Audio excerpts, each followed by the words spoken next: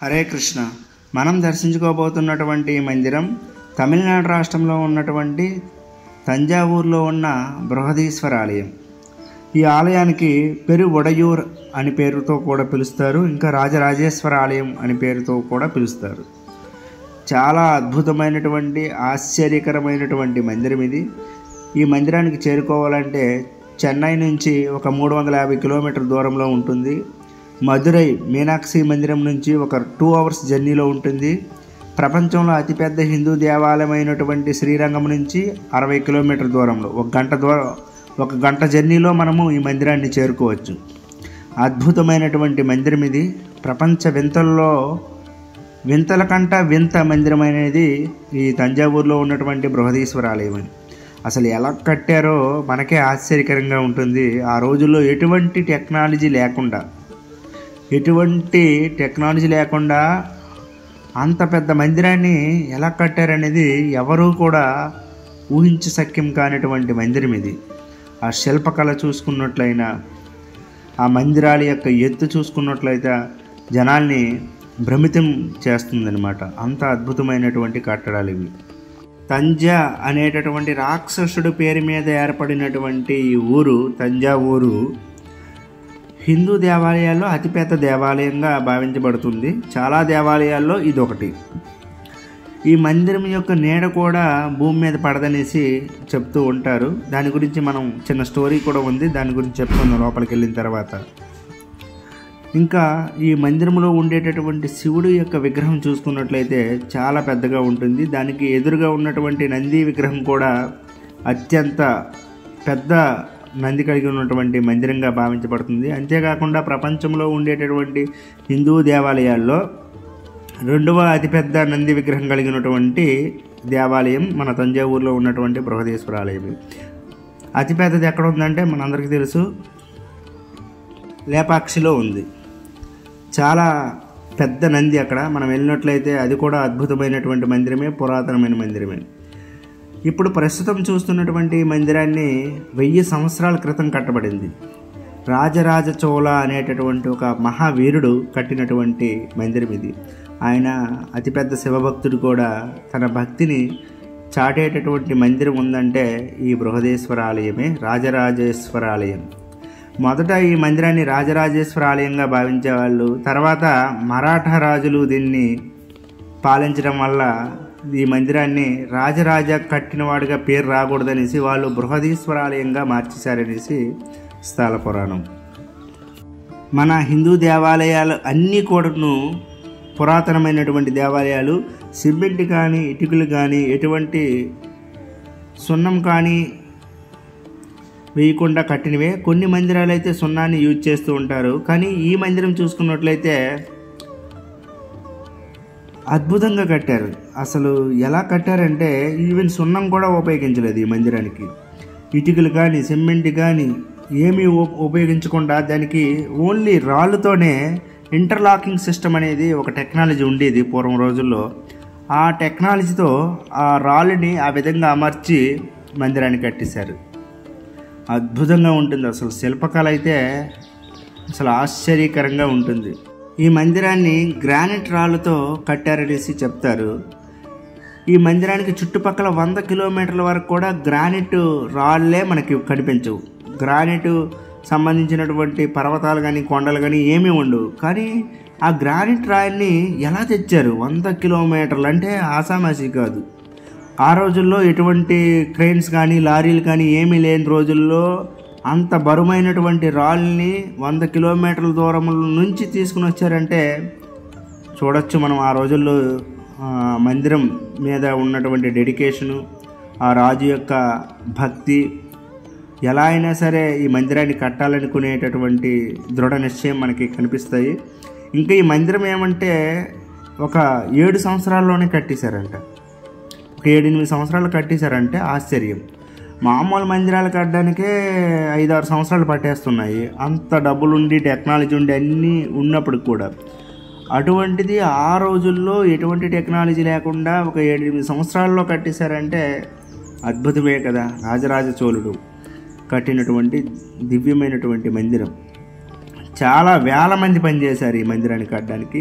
కనీసం ఈ మందిరాన్ని 1004వ సంవత్సరం నుండి 1010వ సంవత్సరం వరకు ఈ మధ్యలోనే పూర్తి చేశారంట. అంతటి అద్భుతమైనటువంటి మందిరం.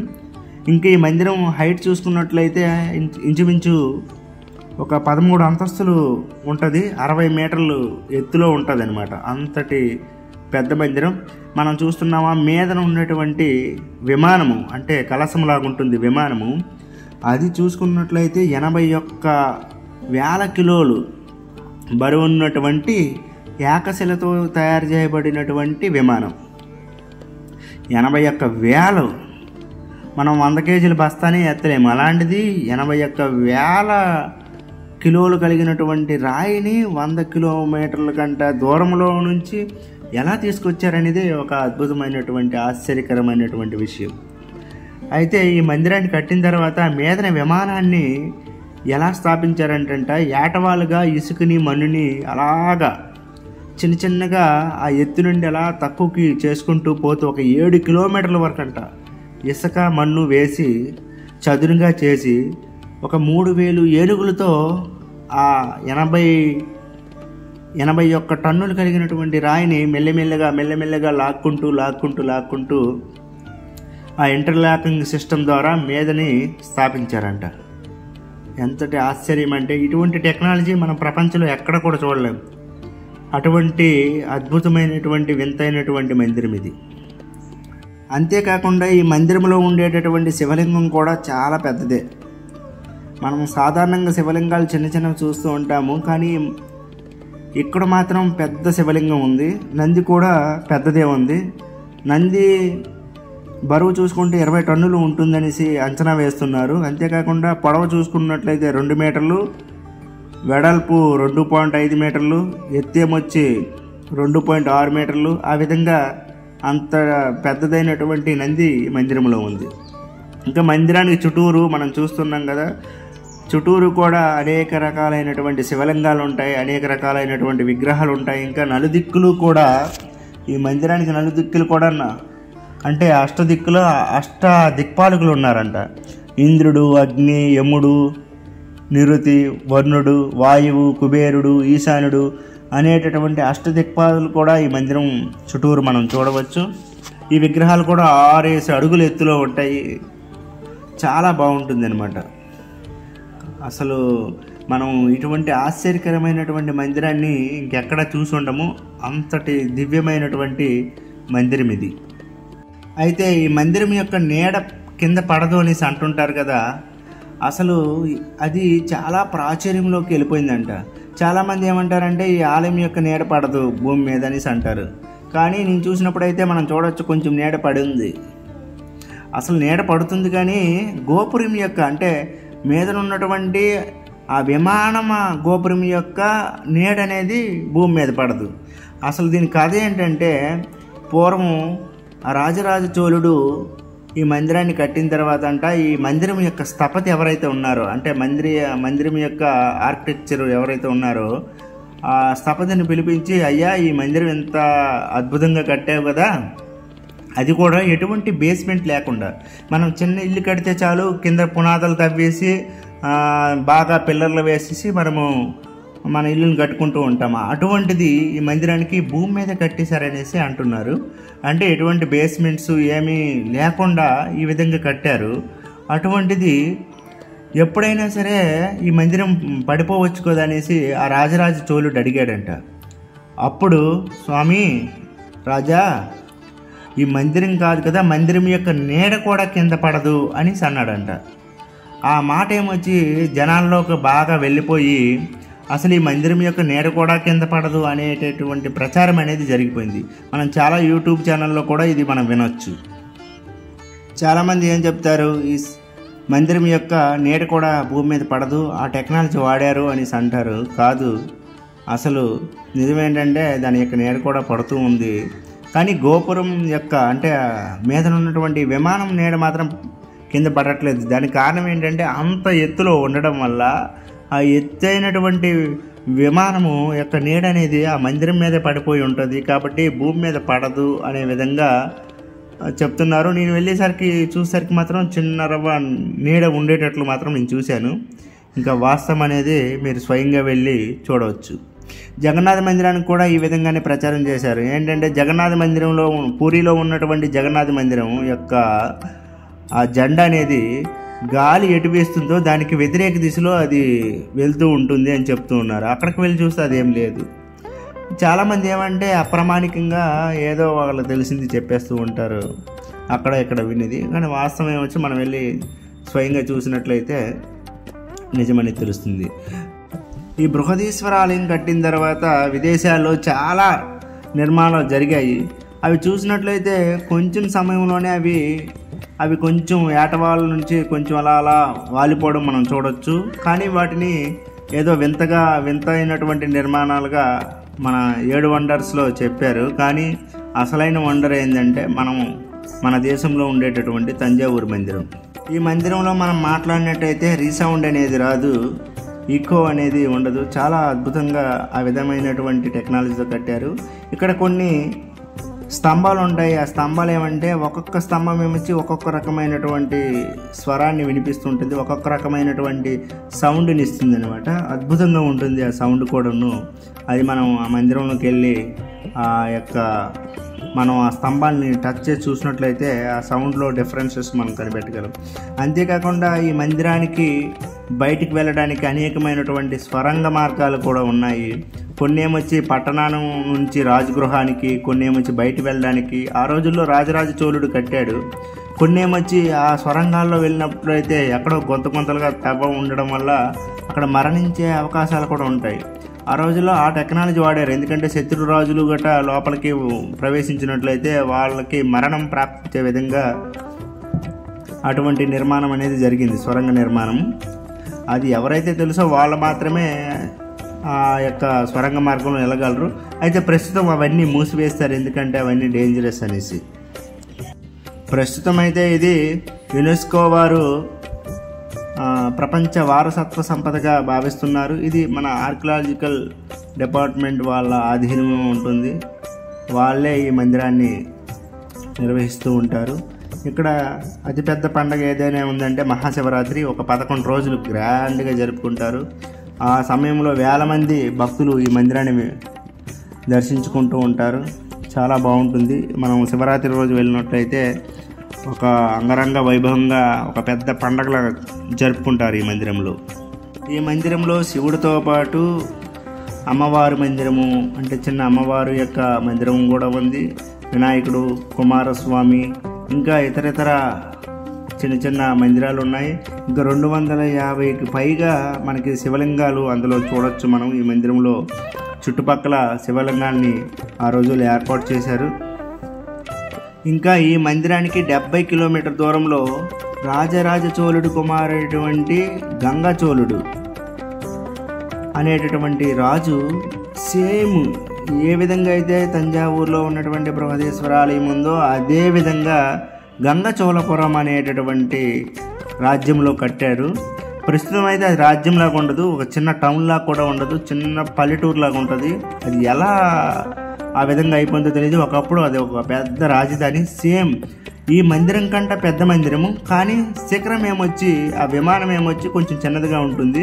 ఎందుకంటే తన తండ్రి కంట నేను గొప్పవాడిని అని చెప్పుకోకూడదనేసి ఆ యొక్క వినమ్రత భావంతో ఈ మందిరం కంటే ఒక చిన్నగానే, అంటే విమానం మాత్రం చిన్నదిగా కట్టారు.